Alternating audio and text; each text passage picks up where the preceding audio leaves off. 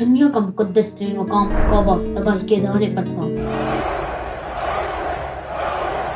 لیکن پھر ایک ایسی طاقت ظاہر ہوئی جس نے تاریخ بدل دی۔ اسلامی روایات کے مطابق جب حضرت آدم کو جنت سے زمین پر بھیجا گیا تو اللہ نے انہیں ایک بڑی ذمہ داری دی، ایک گھر کی تعمیر کی۔ اس گھر کی تعمیر میں فرشتوں نے حضرت آدم کی مدد کی۔ یہ وہی جگہ تھی جہاں فرشتے اللہ کی عبادت کرتے تھے۔ اللہ نے زمین پر اس مقام کو اپنی عبادت کے لیے منتخب کیا اور یوں دنیا کے پہلے عبادت خانے کی تعمیر ہوئی۔ لیکن وقت گزرنے کے ساتھ آہستہ آہستہ حضرت آدم کی تعمیر کردہ کعبہ کے آثار غائب ہونے لگے۔ صدیوں بعد اللہ نے ایک اور پیغمبر حضرت ابراہیم کو حکم دیا کہ وہ کعبہ کو دوبارہ تعمیر کریں۔ اس وقت مکہ کی وادی ایک بنجر صحرا تھی، وہاں پانی کا کوئی ذریعہ نہ تھا۔ حضرت ابراہیم، حضرت ہاجرہ اور حضرت اسماعیل کو اللہ کے حکم سے اس بنجر وادی میں چھوڑ گیا۔ حضرت ہاجرہ نے اللہ پر مکمل بھروسہ کیا، لیکن کچھ ٹائم بعد ان کا پانی اور کھانے کا سامان ختم ہو گیا۔ حضرت اسماعیل کو پیاس لگی، یہ دیکھ کر حضرت ہاجرہ بہت پریشان ہوئی۔ وہ پانی کی تلاش میں صفا اور مروہ کی پہاڑیوں کے درمیان دوڑنے لگی۔ انہوں نے 7 چکر لگائے لیکن پانی نہیں ملا۔ ان کی یہ جدوجہد اللہ کو بہت پسند آئی۔ جب حضرت ہاجرہ مایوس ہو کر واپس آئیں تو دیکھا حضرت اسماعیل اپنی ایڑیاں زمین پر رگڑ رہے ہیں۔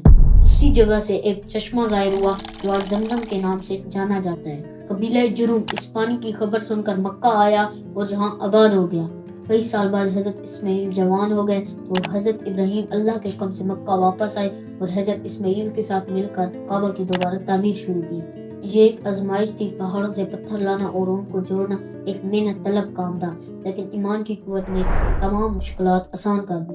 حضرت اسماعیل پتھر اٹھا کر لاتے اور حضرت ابراہیم انہیں جوڑ کر دیواریں بلند کرتے۔ جب دیواریں بلند ہو گئیں تو حضرت اسماعیل نے ایک آخری پتھر دیا جسے مقام ابراہیم کہا جاتا ہے۔ اس پر کھڑے ہو کر حضرت ابراہیم نے کعبہ کی تعمیر مکمل کی۔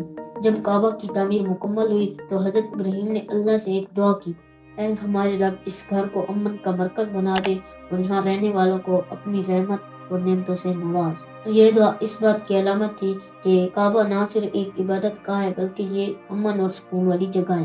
حضرت ابراہیم اور حضرت اسماعیل کی محنت نے کعبہ کو دنیا کا مقدس ترین مقام بنا دیا۔ یہ صرف ایک عمارت نہیں تھی بلکہ اللہ سے تعلق کا ذریعہ تھی۔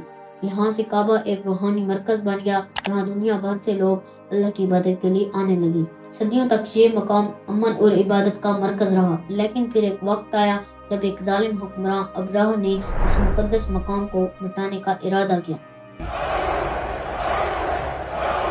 سبسکرائب